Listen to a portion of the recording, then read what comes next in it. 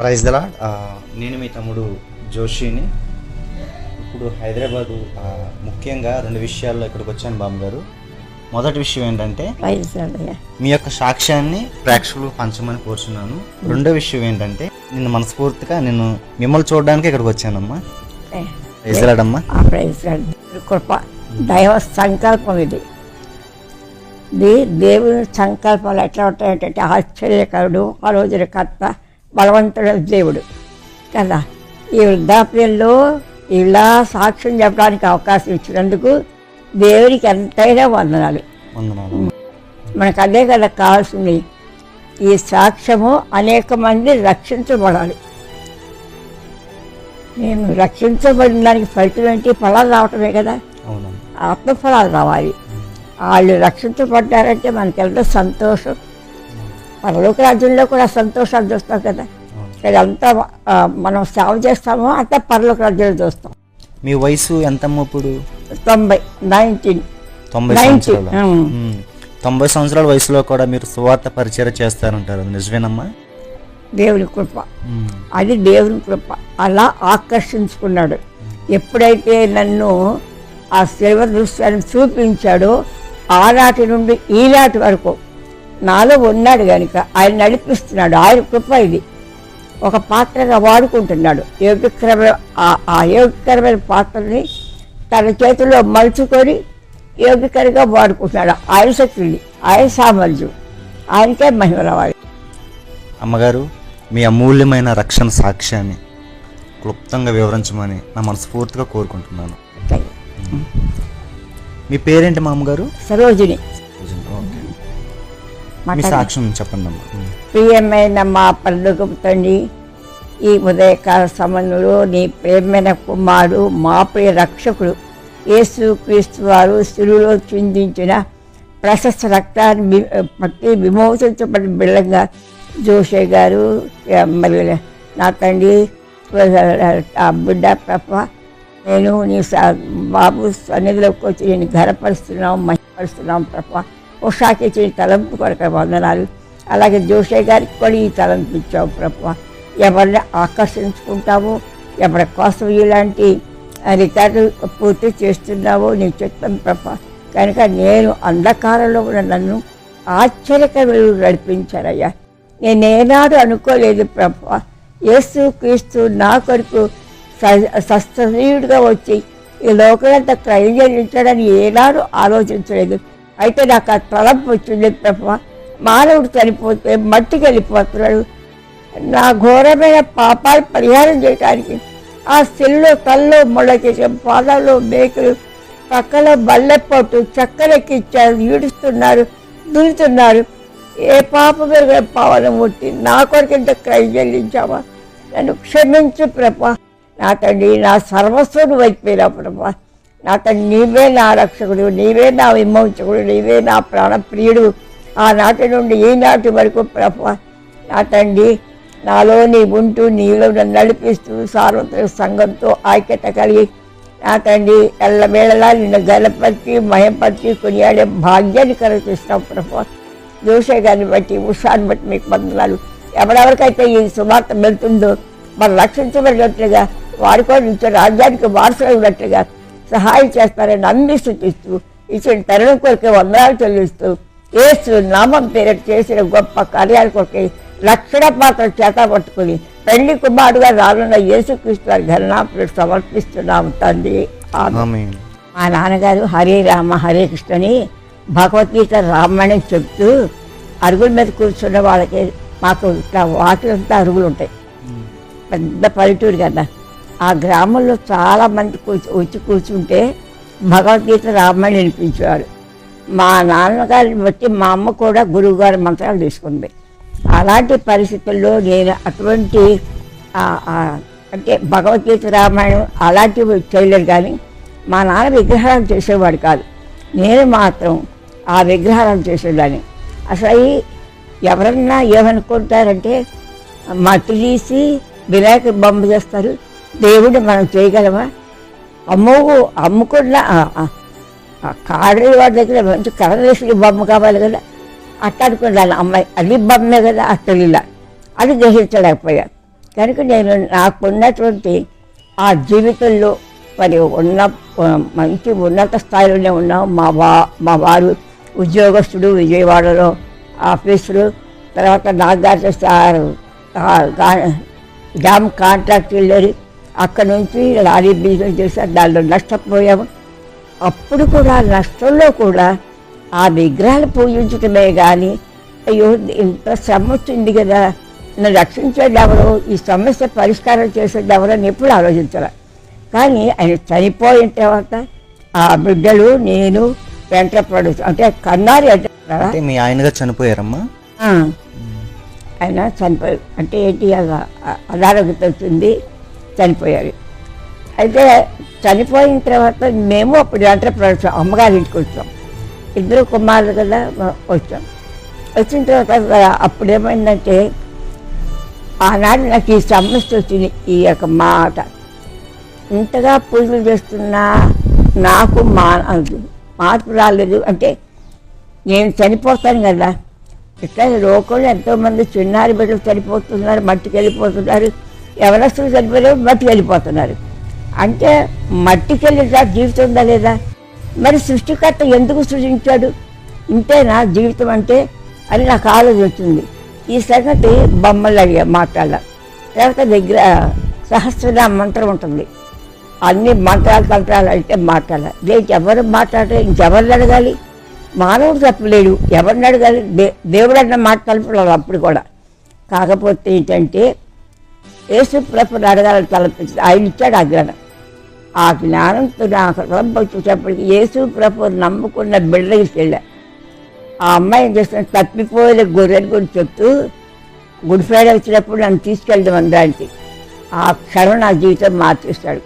ఆ good Friday రోజు నేను మందిరానికి వెళ్ళటంలో అక్కడ దైవసేకుడు ఆత్మకోపు సత్యత నిలబెట్టి ఆ చెప్పినప్పుడు సిల్వ దృశ్యాన్ని ఖచ్చితంగా చూశాను. ఆ సిల్వ దృశ్యాన్ని చూసినప్పుడు నా హృదయం ప్రభువా ఎంతగా నన్ను ప్రేమించిన కై చెల్లిస్తున్నావా. అసలు ఆ క్షణంలో నా హృదయం ఎట్లా మారిపోయిందంటే ప్రభువా నన్ను క్షమించు అనగానే ప్రతి పాపం నుంచి కడిగేశాడు. ప్రతి పాపం తర్వాత ఏంటంటే తండ్రితో ఐక్యపరిచాడు, జీవ గంగలో నా పేరు రాయించాడు. అవన్నీ నేను చూడగలుగుతున్నా. తర్వాత పరిశుద్ధాలు దేవుడు నాలోకి వచ్చి నిన్నెన్నది విడవడు ఎడబాయను, నీతో నేను ఉంటా. ఈ మాట్లాడేటప్పటికి ఎంత సంతోషంగా ఇంటికి వచ్చారంటే క్షణంలో జీవితం మారిపోయింది. ఆ అడుగు మీద కూర్చుని అంతకుముందు నేను స్కూల్లో టీచర్గా చేశాను. అంటే మా వారు చనిపోయిన తర్వాత టీచర్గా అంటే పెద్ద డిగ్రీ ఉందని కాదు, హిందీ కొంచెం చదువుకున్నాను, హిందీ టీచర్గా చేర్చుకున్నారు. అది చరసారి నారాయణ గారు మమ్మల్ని ప్రేమించి మా నాన్న వేదాంతం కదా, ఆయన ఇంట్లోనే కాన్వెంట్ పెట్టించి నన్ను టీచర్గా తీసుకున్నారు. అయితే ఆయన ప్రిన్సిపాల్ గారు ఉంటారు కదా, ప్రిన్సిపాల్ క్రీస్తు నమ్ముకున్న బిడ్డ. అయితే నేను ఎప్పుడైతే ఇట్లా రక్షించబడ్డానో అందరికీ చెప్తాను కదా, ఈ పిల్లలకు స్కూల్లో లెసన్ చెప్పినప్పుడు సందర్భం వచ్చినప్పుడు యేసు క్రీస్తు గురించి చెప్తే ఆ పిల్లలు మా సరోజీ టీచర్ ఇలా మాకు చెప్పిన అనడంతో వాళ్ళందరూ ఏమనుకున్నారంటే ఈవిడ ఈ పిల్లలు కూడా యేసు ప్రభుతో తిరిగిపోతారు, ఈ టీచర్ తీసేసేయమన్నారు. అయితే అంటే యేసు ప్రభు గురించి చెప్తున్నారని తీసేయమన్నారు. యేసు ప్రభు మా పిల్లలు కూడా అంగీకరిస్తారు. అప్పుడు చెప్పిన మాటలు మా బిడ్డలు ఆకర్షితులుస్తున్నారు, అందుకని తీసేయండి అంటే ప్రిన్సిపాల్ నమ్ముకున్న బిడ్డ కదా, తర్వాత సరసారి నారాయణ నన్ను మమ్మల్ని ప్రేమించే బిడ్డ కదా, తీసేయాల. అదే సమయంలో ఆ గ్రామం అంతా తిరిగి సువార్త ప్రకటించారు. మా నాన్న వేదాంతం అంతటి మా వాకిట్లో కొంచెం కూర్చునే జనంతా కూర్చునేవారు. అటువంటి స్థానంలో 4 అన్నలు, ఒక అక్క, అందరూ బాగానే ఉన్నారు. అటువంటి పరిస్థితుల్లో వాళ్ళు ఏమనుకుంటారో ఏం లేదు. కవతల్లో మావ చనిపోయిన తల్లా మా పిల్లలు పుట్టినప్పుడు ఇలా తీసుకువెళ్ళామంతే.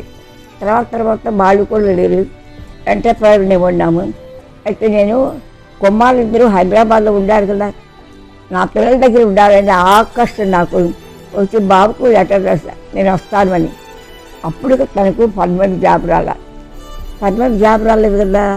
అనుకున్నాడు. కానీ దేవుని కృప వలన పద్దాక నేను ఫోన్ చేస్తున్నాను కదా, ఎందుకంటే బిడ్డలు ఎవరొస్తులు ఒంటరిగా ఉంటున్నారు, నేను వెళ్ళిన దగ్గర వాళ్ళు చూసుకోవాలని వచ్చారు. తీసుకొచ్చాడు. వచ్చిన రోజునే ఈసెల్లో ఉద్యోగం వచ్చేసింది. అంటే జాయిన్ అయిపోమన్నారు. తర్వాత ఎంతో సంతోషం వచ్చింది. అద్భుతంగా ఇలా ఉద్యోగం ఇచ్చా ప్రభు అంటే 10 రోజులకి పొట్ట పగిలిపోయింది. గేట కోసం నాది మీద అంత సీమ్ పట్టేసింది. సీమ్ పట్టేస్తే అప్పుడు హాస్పిటల్లో సనత్ నగర్ హాస్పిటల్లో జాయిన్ చేశారు. చేసిన తర్వాత వాళ్ళు 2 నెలల 15 రోజులు అట్టి పెట్టారు హాస్పిటల్. అంటే సీమ్ తీసు ఆపరేషన్ చేయాల, మళ్ళీ కుట్లేసేసారు. 2 నెలల 15 రోజుల తర్వాత కూడా మళ్ళీ ఎందులో నీళ్ళు వచ్చి తిరుగుతూ ఉన్నారు. అప్పుడు ఇంకా సావాసం చూడాలి, అక్కడ సావాసం లేదు. తప్ప ఏంటి పిల్లల దగ్గరికి వచ్చి వాళ్ళకు నేను సహాయం చేయాలనుకున్నాను. ఏంటి పరిస్థితి అని చాలా దుఃఖపడతాను. అయితే ఇంటికి వచ్చేసాము. ఇంటికి వచ్చేసిన తర్వాత హాస్పిటల్, గవర్నమెంట్ హాస్పిటల్ ఆపరేషన్ ఉంచారు. అలాంటి పరిస్థితుల్లో ఎన్నో ఆపరేషన్లు, ఎన్నో బాధలు, ఎన్నో వ్యాధులు వచ్చినప్పటికీ కూడా ఎట్టా తిరిగారు, ప్రపంచం అంతా తిరిగారు సువార్త చెప్పడానికి. అది దేవుని కృప. ఎవరింటికన్నా వెళ్తే వాళ్ళ సువార్త చెప్తే వాళ్ళు అర్థం చేసుకునేదాకా, స్టిల్ అయ్యేదాకా తిరిగేదాన్ని. ఎక్కడైనా సరే ఎంతోమంది అట్లా నమ్ముకున్నాళ్ళు, ముందు వద్దన్నాళ్ళు విశ్వాసంలో స్థిరంగా నిలబడి గొప్ప సాక్షిగా నిలబడ్డారు. అలా వాడుకున్నాడు ఈ పాత్రని.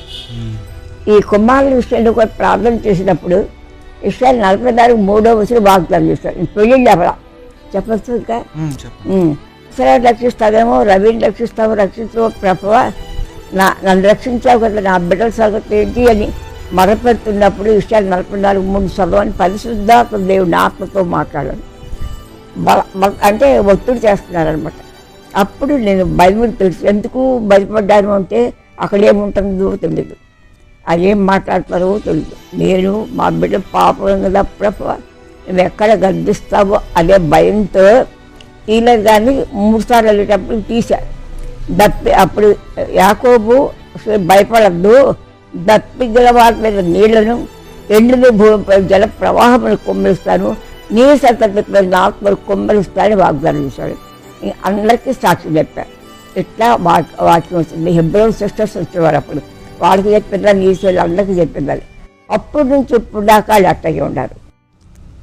ఆ వివాహాలు అయిన తర్వాత కోడలు మనం నమ్ముకున్నాడు, సేవ చేస్తున్నాడు. కళంతల్లో కూడా వాళ్ళు కూర్చున్నా నుంచున్నా ఏ వయసులోనైనా ద్వితీయోపదేశకాండం 6వ అధ్యాయము వాళ్ళకి బోధిస్తూనే వచ్చా. ఏసే రక్షకుడు, వాళ్ళంతా ప్రేమిస్తున్నాడని చెప్పారు. వాళ్ళు ఇంజనీర్లు అయ్యేదాకా కూడా విన్నారు. అయితే రక్షణ హృదయంలో అర్పించలేదు. కానీ అందరికీ తెలుసు, 4 బిడ్డలకి తెలుసు. కార్తీక్ అయితే పూర్తిగా మారిపోయాడు, సేవ చేస్తాడు. అలా జరిగింది. అయితే నేనేమనుకుంటానంటే ఇంత భయంకరమైనటువంటి శ్రమల్లో యేసుప్రభు నేను ప్రార్థన చేసినట్టు ఈ శ్రమదట తగ్గించేవాడేమో అసలు ఆలోచన లేదు. ఇన్ని పరిస్థితులు జరిగినా ఆలోచన లేదు. ఎప్పుడు వచ్చింది? ప్రశ్న వచ్చినప్పుడు నాకు వచ్చింది ఆలోచన. అది దేవుడే, మహాజ్ఞానం కలిగిన దేవుడు. ఎప్పుడు ఎవరిని దర్శిస్తారో ఆ తలంపు రాబట్టి నేను అప్పుడు యేసుప్రభు గురించి వెళ్ళా. యేసుప్రభు గురించి తెలుసు కాదు, ఎవరు చెప్పలేరు కదా, మనుషులు చెప్పలేరు కదా. యేసుప్రభుని అడుగుదాం అనుకున్నా. ఆ తలంపు వచ్చింది ఆయన. ఆ తలంపు రావడంతో ఆ బిడ్డ దగ్గరికి వెళ్ళి ఆ బిడ్డకి తలంపు ఏంటి?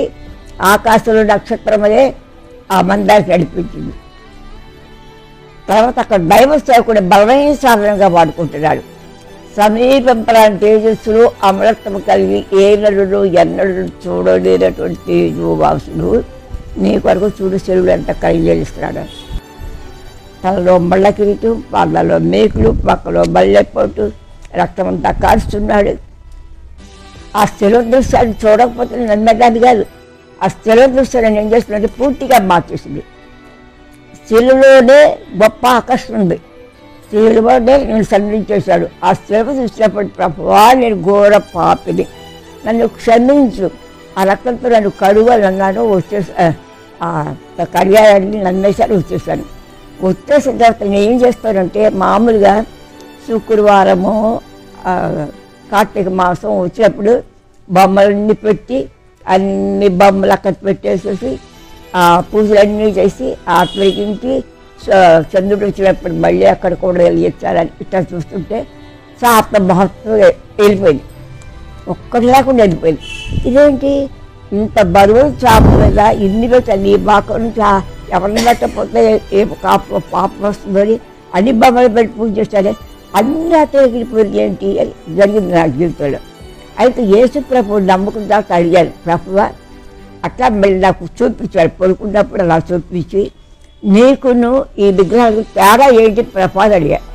అయితే అప్పుడు ఆయన ఏం చెప్పాడు, నేనేమో సర్వ సృష్టికర్తను, నిన్ను సృష్టించేవాడు నేను, నిన్ను పోషించేవాడు నేను, నేను రక్షించేవాడు నేను.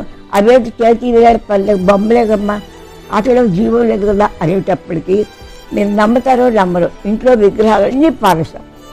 అమ్మ కూడా నమ్ముకుంది, నాతో పాటు అమ్మ కూడా నమ్ముకుంది. 5 కలిసి బాప్తిసాలు తీసుకున్నాం ఎంట్రపాడులోనే. తర్వాత ఈ బొమ్మలని పారేటివి కాకుండా ఇప్పుడు మనం శుక్రవారం దానికి ఉంటాయి కదా లైక్ పాలిస్తాం, మొత్తం ఏమీ లేకుండా దేవునికి బియ్యం ఏమీ లేకుండా పాలిస్తాం. అట్లా అయిన తర్వాత నేను ఆ సమయం నుండి మందిరానికి వెళ్ళటం, బాప్తిసం తీసుకున్నా కదా మందిరానికి వెళ్ళటం, పూజ బైబిల్ తీసుకెళ్ళటం, ఆ తెలిసిన అందరికీ వాక్యం చెప్పటం, అందరికీ చెప్పేదాన్ని. ఎవరికైతే మా నాన్నగారు చెప్పారో వాళ్ళకు కూడా వెళ్ళి వాక్యం చెప్పేదాన్ని. అమ్మా, యేసుక్రీస్తు ప్రభు అంటే దేవుడు కాదు, ఆయన దేవుడైతే తనకు తానే శిలువలో ఎందుకు రక్షించుకోలేకపోయాడు అని చాలామంది అంటారు. దానికి మీ సమాధానం ఏంటమ్మా? సరే అయితే ప్రభువా నా దేవా, నీవు సృష్టించావయ్యా, భూమికి పొలాలు వేసావు, ఆకాశాన్ని విశాలపరిచావు, ఆ రూపురేఖలు ఇద్దావు, ఆ నక్షత్రాలు కొండలు బాడీ అన్నీ నువ్వు చేసినావు కదా. మహత్తుగల మాట చేసేసారా. బైబిల్ ఏం చెప్తుంది, ఆదియుడు భూమిని ఆకాశం అంత సంస్థాన్ని సృష్టించాడు దేవుడే. ఆ దేవుడే సృష్టించినట్టుగా ప్రేమిస్తున్నాడు. ఆ దేవుడే ఎందుకు సృష్టించినాడు అంటే మానవులు తనతో ఉండాలి, తనకు మానవుడికి సంబంధ బాంధవ్యాలు ఉండాలి. ఆ దేవుడికి ఆ తలంపు. అందుకని ఏం చేస్తాడు, ఆదాము ఆమెను సృజించి అప్పుడు వాళ్ళిద్దరినీ కూడా కలుసుకునేవాడు. ఏదేని తోటలోకి వచ్చి సాయంకాలప్పుడు అవ్వ ఆదాము అనగానే వాళ్ళ దగ్గరికి వచ్చేవారు. తండ్రి బిడ్డలు ఎట్లా ప్రేమించి ఆదరిస్తాడో అట్లా తండ్రి బిడ్డలు కలిసి అట్లా ఆనందపోయారు. అయితే పరలోక రాజ్యంలో యేసు ప్రభువుతో పాటు సాతాను, ఆ పేరు లూసిఫర్ ఏమనుకున్నాడంటే నేను యేసు ప్రభువుతో సమానుండే కదా, నాలో జ్ఞానం ఉంది, నాలో వెలుగు ఉంది, నేను యేసు ప్రభు సమానమేది కానప్పుడు సృష్టికర్తతో సృష్టి సమానం అవుతుందా? అప్పుడు సృష్టికర్త వీళ్ళు గర్వం వచ్చిందని త్రోసేస్తాడు. ఎప్పుడైతే త్రోసేస్తాడో ఇంకా దేవుడిని నేను చేయలేను, కానీ దేవుని మా బిడ్డలు ప్రేమిస్తున్నటువంటి వాళ్ళని దేవుని రాజ్యానికి వారసులుగా చేయాలని అని చెప్పి ఏం చేస్తాడు, ఏ పండు అయితే దేవుడు తినవద్దని చెప్పాడో. నాకు ఆశ్చర్యం వేస్తుంది, ఖర్జూర పండ్లు నిలుతుంటే ప్రభువా నువ్వు ఇన్ని రకాల పండ్లు ఏర్పడుస్తావు, ఇన్ని రకాల కూరగాయలు ఏర్పడుస్తావు, ఈ ప్రపంచంలో నువ్వు చేసినంత మహత్వాలు మాటతో చేస్తావు. ఎవరు చేస్తారు, ఏం మట్టి చేస్తారు, ఏ మానవుడు చేయగలడు? మానవుడి కోసం ఇంత సృష్టి చేసావు, మానవుడు నీ కోసం నిన్ను తెలుసుకోవాలని. ఎందుకంటే ఎంత తెలుసుకుంటాడో అంత సుఖం అనుభవిస్తాడు, ఎంత తెలుసుకుంటాడో అంత ఆనందం సంతోషం అనుభవిస్తాడు అని అనుకుంటుంటే సాతాను గారు పెద్ద పండు తినిపించిన కారణంగా అప్పుడు దేవాది దేవుడు వచ్చి ఆదాము అవన్నీ అన్నీ అంటే తండ్రి మేము వస్త్రహీనతతో ఉన్నాం, ఎందుకు అందుకని చెట్ల ఆకులు కప్పుకుంటున్నాం, నీ సన్నిధికి రాలేకపోతున్నాం అన్నప్పుడు నేను పిల్లలు పండు తిన్నారంటే అది సాతాను కనిపించింది అన్నప్పుడు సాతాను పిలిచి సాతాను నువ్వు మానవుని పాపంలో పడవేసావు కనుక నువ్వు పాపైపోవు కాక మట్టితో పొట్టిపో అని చెప్పి శపించేశాడు. శపించేసేవాడు స్త్రీ సంతతో వచ్చి నీ తలను సులువు చిత్తం కొడతాడు అన్నాడు. ఎక్కడ రావాలి దేవుడు? స్త్రీ సంతతిగా రావాలి. ఎందుకు? శక్తిగల దేవుడే కదా, మహత్తుగల మాటతో సృష్టించాడు కదా. ఆ మానవులందరూ రక్షించబడాలి అనర్చుకుంది అట్లనే నీతి న్యాయం లేని సింహాసనకు ఆధారాలు కడతారు. ఆయన ఏం చేస్తాడంటే హెబ్రీ 9:16 ధర్మశాస్త్రం రాసిన వాడు మరణిస్తే కానీ ధర్మశాస్త్రం నెరవేరు. అందుకని ధర్మశాస్త్రం నెరవేర్చడానికి ఆయనే మానవ రూపంలో వచ్చాడు. అదే 9:22 ఏముందంటే రక్తము చెందింపకుండా పాప క్షమాపణ లేదు. అందుకని నేను మరణం గారు చేతుల్లో చిక్కుకున్నాను కనుక నేను రక్త మాంసములు దాన్ని కనుక నన్ను విడుదల చేయడానికి నాలాగుల రక్త మాంసలు గలవాడుగా కన్యగర్భంలో ఆత్మస్వరూపిగా ప్రవేశించాడు. బైబిల్ దేవుని గ్రంథమయ్య ఒక్క మాట కూడా పొల్లుకోవట్లేదు. సృష్టి ప్రారంభం నుండి సృష్టి అంతవరకు ఉంది. ఆ బైబిల్ చదువుతుంటే యెహోవా ధర్మశాస్త్రం ధ్యానించి వాడు చూడి తొట్టడానికి కారణం ఉండదు. ఈ సత్యం ఎప్పుడైతే యేసు ప్రభు వాక్యం ధ్యానిస్తామో నేను అనుకుంటా ప్రపంచంత ప్రకృతిని మహత్తుగా మార్చుకుంటాం. ఆకాశం ఎక్కడ నిలబెట్టాం, ఆకాశం ఏ రీతిగా నిలబెట్టింది కదా, వస్తువు డామ్ని కింద పడుతుంది కదా, ఆకాశం ఎక్కడ నిలబెట్టావో సూర్యుడు చంద్రుడు పక్షులు తర్వాత ఏంటంటే సూర్యమండలం నక్షత్రాలు ఒక్కొక్క నక్షత్రం ఎంతో బరువు ఉంటుందట. అదంతా సృష్టి అంతా అంత ఆశ్చర్యం ఉంది. ఇంత గొప్ప సృష్టి మహత్తుగా మార్చేసి నైపుణ్యంగా సొంతం మట్టు తీసి బొమ్మను చేసి అతలో జీవాత్మతలు వేసి నా సొత్తు నా కుమారుడు అంటారా. నిజంగా ఎంత ప్రేమగా దేవుడు నీ తలంపులు ఎంత ఆశ్చర్యం ప్రభా. నా తండ్రి నీ తలంపుల ద్వారా నన్ను రక్షించుకున్నావు, స్వచ్ఛ మార్గంలో నడిపించావు. నా తండ్రి ఆ యొక్క బైబిల్ చదువుతుండగా నాకు ఎంత సంతోషం, ఎంత మహిమ, ఎంత ఘనత. ఆ హృదయాంతరంగాల్లోకి ఆ వాక్యం రావడంతో ఎవరికి చెప్పాలి, ఎవరికి వినిపించాలి ఇదే నా తలంపు. అట్లా నేను ప్రతి చోట ఎన్నో ప్రాంతాలకు వెళ్ళాను. అనారోగ్య పరిస్థితి నాకే ఆశ్చర్యం వేస్తుంది. కొన్ని ప్రాంతాల్లో నడిచి కూడా బస్సు మరగపోతే అన్ని కొంతమంది సేవ చేస్తున్నారు. చాలామంది కొంతమంది వ్యతిరేకించారు, అయినప్పటికీ కూడా వాళ్ళు కూడా నమ్ముకున్నారు. మీరు సువార్త పని చేస్తున్నప్పుడు ఏమైనా వ్యతిరేకలు వచ్చినాయమ్మా?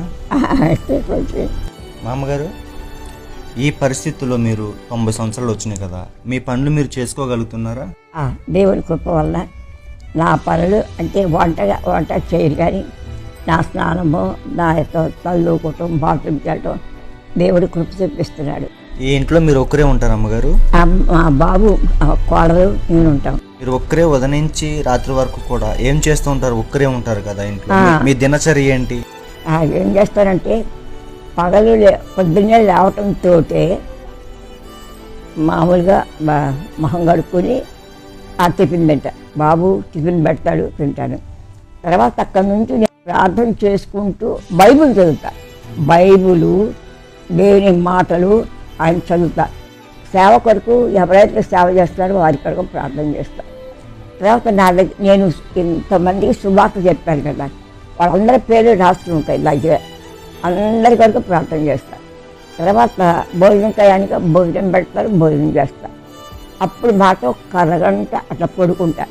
మళ్ళీ లేచి ఏం చేస్తానంటే ఇష్టవాణి కొరకు బుక్కులు తెప్పించుకుని వాళ్ళందరి కొరకు ప్రార్థన చేస్తా.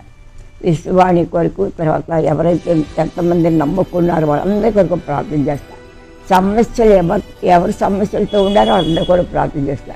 ఎవరి ఇంటికి వస్తారో వాళ్ళు సువార్త చెప్తా, కొత్తాళ్ళైనా పాతాళ్ళైనా ఆ సువార్త చెప్తా. వ్యతిరేకత వచ్చినా కానీ అయ్యా పత్రిక ఇస్తాను, చెప్తారు వెళ్తా. అది నాకు ఏంటంటే దేవుని యొక్క వాక్యం చెప్పటమే నాకు ఇష్టం. ఆ హృదయాంతకు సమన్వయంగా అసమన్వయంగా వాక్యం చెప్పమని దేవుడు చెప్తున్నాడు.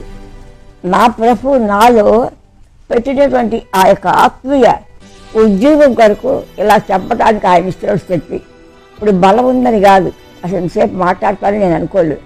అదే ప్రార్థన చేసుకున్న ప్రభువా నీ చిత్తం ఏమిటి, నేను నోరిప్పానంటే దైవాత్మ ద్వారా నువ్వు నడిపించాలిగా, నా వల్ల ఏమీ కాదు, అంత బలహీనరాలి కనుక రక్షణ పొందాలి, ఇది ప్రాముఖ్యత. ఈ చుట్టుపక్కల అందరి కొరకు ప్రార్థన చేస్తాను. లేదా ఖాళీగా ఉన్నప్పుడల్లా ప్రార్థన, ఆరాధన, అదే నా పని. ఇది ఎప్పుడు కొంచెంసేపు పడుకోవాలంటే అట్లా పడుకుంటాను, కానీ మళ్ళీ అట్లా మీరు వచ్చేదాకా పాట పాడుకున్నా. ప్రభువా ఆ పాటల ద్వారా నాకు సంతోషం వచ్చేది. మీరు పాటలు పాడతారమ్మా? అంటే అంటే మనసులో పాడుకుంటా, పైకి పాడటానికి శక్తి చాలు. చిన్న పాట ఏమైనా పాడగలరా? ఆ పాడేటప్పుడు ఆ శరణం ఏమవుతుందంటే మర్చిపోతా గబగబా. హల్లెలూయా హల్లెలూయా యేసు ప్రభును ఎల్లరూ స్తుతించుడి, వల్లభుడి చర్యలను తిలకించి స్తుతించుడి, బలమైన పని చేయు బలవంతుడి స్తుతించండి, ఎల్లరి స్వీకరించు యేసుని స్తుతించండి, రాజుల రాజైన యేసు రాజు భూజనుల నేలు హల్లెలూయా హల్లెలూయా దేవుని స్తుతించండి, తమ్ములతోనూ వీడతోనూ ప్రభువుని స్తుతించండి, పాపమును రక్తంతో తుడిచివేస్తున్న స్తుతించండి, బూరధ్వనితో తాళములతో మ్రోగించి స్తుతించండి, నిరంతరము మారినటువంటి యేసుని స్తుతించండి. ఆమేన్. స్పష్టంగా కనపడుతుందమ్మా కలజోడ లేకపోయినా? అంటే పెద్ద కష్టాలుగా ఉంటాయి కానీ ఆ కళ్ళజోడు పెట్టుకుని పగలంతా చూస్తూ చదువుతుంటా కదా. ఏందనుకున్నా ఆ మధ్య చెవులు పనిచేయలే. ఆశ్చర్యం, మా పిల్లలు చెవులకు పెట్టుకోమన్నారు సలహా. నేను పెట్టుకోను అన్నా. ఎట్లా తెలిసాడు చెవులు చక్కగా అవి ఉంటున్నా కదా. ఇప్పుడు మీ మాటలు ఏంటన్నా మీరు చెప్పేది ఏంటంటున్నారు. ఆ దేవుని శుభార్త చెప్తుంటే, ఆ జానేసి ఆ భక్తులు చెప్తుంటే వింటున్నా కదా. దేవుడు కృతజ్ఞించాడు కనుక డాక్టర్లు కూడా అది పెట్టుకోవాలమ్మా అన్నారు. పెట్టుకొని ఒప్పుకొని తెలిసాడు. అట్లాగే కళ్ళు కూడా ప్రభా పగలంతా ఇలా చూస్తుండడానికి ఇది ఇచ్చావు శక్తి. కళ్ళు పని చేస్తే ఏం చేయగలను కదా. మనసు ఇచ్చావు, కళ్ళు పని చేయడానికి ఇచ్చావు, చెవులు గడిచావు, బిడ్డలు చూసి బిడ్డలు ఇచ్చావు. ఇదంతా దేవుడి కృపే కదా. ఇప్పుడు దైవ సేవకులు ఇట్లాంటి ప్రేరేపిస్తున్నారు. ఇది దేవుడి కృపే కదా. ఆయన కృప ఊహించనల్లవి కానివి. కృప ద్వారానే అలా పాటలు పాడుకుంటా. దగ్గరగా పాడడానికి ప్రార్థన వినేది పావన ఇదంతా వచ్చు పాడతాను కానీ కంఠం అలసిపోతా, చేయలేను. ఇప్పుడు వరకు ఎంతమందికి సుమారు సువార్త చెప్పుంటారు? లెక్క లేదు. అన్ని ప్రాంతాలకు వెళ్ళి అందరికీ సువార్త చెప్పాం. అన్ని ప్రాంతాలు వెళ్ళిన చోటల్లా ఇంటింటికి వెళ్ళి ఆ డిఏ కాలనీకి అన్ని ప్రాంతాల్లో ఊళ్ళకు కూడా వెళ్ళాం. అన్ని ప్రాంతాల్లో చెప్పాం. జ్వరం వచ్చినప్పుడు కూడా వెళ్తే సేవకుడు ఉన్నాడు, జ్వరం వచ్చేవాళ్ళు ఎందుకు వచ్చారు అని. ఇంకో సేవకుడు ఏమన్నా అంటే బాప్తిసం ఇచ్చే వరకు చెప్తుంది ఆవిడ. అలా అంటే ఏంటి, వాళ్ళు అర్థం చేసుకునే వరకు సువార్త చెప్పడం అలవాటు. మహాధర్మంతుడు, మహాసుఖభోగాలు రపించాడు. లాజరు మహాపేదవాడు, దిక్కులేనివాడు. అయినప్పటికీ కొన్ని యేసుక్రీస్తు సువార్త చెప్పేవాడు. ధనవంతుగా లోకమంతా సంపాదించుకున్న నీ వెంట ఏమీ రాదు, యేసు ప్రభుని నమ్ముకుంటే నేను పరలోక రాజ్యానికి వెళ్తామని చెప్పాడు. ధైర్యంగా చెప్పాడు, విన్నాడు, నమ్మల. ఈ పేదవాడు చనిపోయినప్పుడు పేదవాడు కనుక ఆ పేదవాడి ఆత్మ దేవునితో కనెక్షన్ కనుక ఆత్మ పరలోక రాజ్యానికి వెళ్ళిపోయి మహా సంతోషంలో ఉన్నాడు. అప్పుడు దేహం మాత్రం మున్సిపాలిటీ గుంతలోకి లాగేస్తాడు. దేహానికి తెలియదు కదా, ఆత్మ అయితే దేహానికి ఏం తెలుస్తుంది. కానీ ధనవంతుడు చనిపోయినప్పుడు అక్కడ ఆత్మ నరకంకి వెళ్ళింది, దేహం మాత్రం బ్యాడ్ వాళ్ళతో సమాధి తీసుకెళ్ళాడు. యేసుప్రభు చెప్పేది అదే, నీకు 2 మార్గాలు నీ ముందు పెట్టా, నిత్య జీవం కావాలి, నరకం కావాలి తెలుసుకో, నీకే నీ ఇచ్చారన్నాడు. నిత్యరాజ్యానికి రావాలని నీ కొరకు ఇంత క్రైమ్ చెల్లించా, సాతాను దగ్గరికి వెళ్ళొద్దని ఇంత క్రైమ్ చెల్లించా. సాతాను అగ్ని కూడా పడేస్తాడు, అగ్నిలో ఏడుస్తున్నాడు, సాతాను దగ్గరికి వెళ్ళాల్సి వస్తుంది. కనుక మీరు రక్షించబడ్డానికి దైవ శాఖలు బైబులు ప్రతివారం చెప్తున్నారు. అమ్మగారు, ఈ వయసులో కూడా మీరు అంత ఆరోగ్యంగా ఉండడానికి కారణం ఏంటమ్మా? దేవుని కృప, దేవుని కృప. ఆరోగ్యం, ఆహారం తెలియదు కాదు, అన్ని సౌకర్యాలు అన్నీ ఉన్నాయి. కానీ దేవుని కృప లేకపోతే ఇవన్నీ నేను నాకు శక్తి చేయగవు. దేవుని కృప అట్లా వాడుకుంటున్నాడు. ఇప్పుడు ఇంతసేపు కూర్చున్నానంటే నా శక్తి, నా జ్ఞానము, నా వ్యవస్థలు కాదు. అప్పుడు అనుకున్నా ఎప్పుడు వస్తారు బిడ్డలు, అయ్యో బలహీనమైపోతున్నాను కదా, చెప్పగలనా లేనా ఇలాంటి ఆలోచిస్తుంది. కానీ ఇట్లా ఆలోచించొద్దు, పాటలు పాడుకోవాలని పాటలు పాడుకోవటం మొదలైతే పై కాదు, బైబుల్ బుక్ చదువుకుంటా. అంటే నాకు ఆరోగ్యం తక్కువగా ఉందయ్యా. అందుకని అసలు నిలబెట్టాడు. ఎన్నోసార్లు మరణాపాయం వచ్చిందమ్మా. అయిపోయిననే మా సేవకుడికి వచ్చి యాడ్డు గారు ఆ ప్రతాప్ రెడ్డిని తీసుకొచ్చినప్పుడు నేను వెళ్ళిపోతున్నానండి, అయిపోయింది నా పని, నా కుమారుడు చూడండి, మీరు మాట్లాడండి అన్న. అట్లా ఎన్నోసార్లు అప్పచెప్పా. అది బతికాడు. ఇప్పుడు దాకా నాకే ఆశ్చర్యం అసలు. ఏమైనా పరలోకపు తండ్రి యేసుక్రీస్తు లోక రక్షకుడు. ఎవరైతే ఆయన మీద విశ్వాసం సరళించే జీవానికి వారసులవుతారు. కనుక ఆయన ఎంతో ప్రేమిస్తున్నాడు. దేవుడు లోకముని ఎంతో ప్రేమించి తన అద్వితీయ కుమారుని యందు విశ్వాసం ఉంచువాడు అసంపక జీవం పొందినట్లు ఆయన లోకమంతా కూడా ఈ సువార్త ప్రకటిస్తున్నారు. సువార్త అనే వెలుగు ఎవరి హృదయాల్లో ప్రవేశిస్తుందో వాళ్ళు వెలుగులోకి వస్తారు. నా మాట విని నేను లోకానికి వెలుగై ఉన్నాను, నా ఎంత విశ్వాసం ఉంచేవారు జీవపు వెలుగు కలిగి. ఇప్పుడు వరకు కూడా బామ్మగారి సాక్ష్యం విన్నారు కదా. ఈ వయసులో కూడా తన పని తానే చేసుకుంటూ, తన ఆహారం తనే తింటూ ఇప్పుడు ఎలా జీవిస్తున్నారో తన దినచర్య సమస్తం చూశారు. ఈ సాక్ష్యము అనేక మందికి షేర్ చేయండి. అనేక మంది విశ్వాసంలో బలపడడానికి అవకాశం ఉంటుంది. అమ్మగారు, నా గురించి, నా పరిచయం గురించి ప్రార్థన చేయండి అమ్మ. ప్రియమైన మా పనులు జోషి గారిని బట్టి హృదయపూర్వక వందనాలు. ఏళ్ళు పరిచయించడానికి కృప చూపించినట్టండి. దేవుని సేవ చేయడం ఎంత శ్రేష్టమైంది ప్రభువ. నా తండ్రి, మీరు ఆ బిడ్డల వయసులోనే ఆకర్షించుకున్నారు, మీ సొత్తుగా చేసుకున్నారు. భార్య బిడ్డల కొరకై మీకు వందనాలు. కుటుంబ సమేతంగా వీళ్ళు గర్భపరిచి మహిపరిచి బిడ్డగా చేస్తున్నారు. ఆ మందిర ఆవరణలో ఎంతమంది వస్తున్నారో వారందరూ కూడా రక్షించబడాలి ప్రభువ. వారందరూ కూడా నేను గర్భపరిచి మహింపరిచేటట్లుగా సంఘాన్ని ఉద్యోగపజేస్తారని అన్వేషిస్తున్నాం.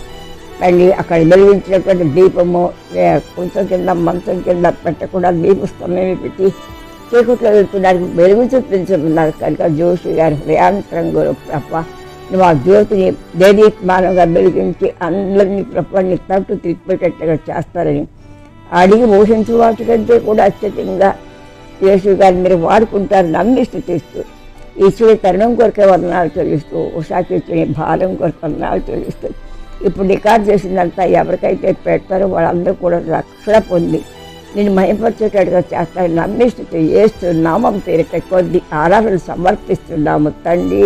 ఆమె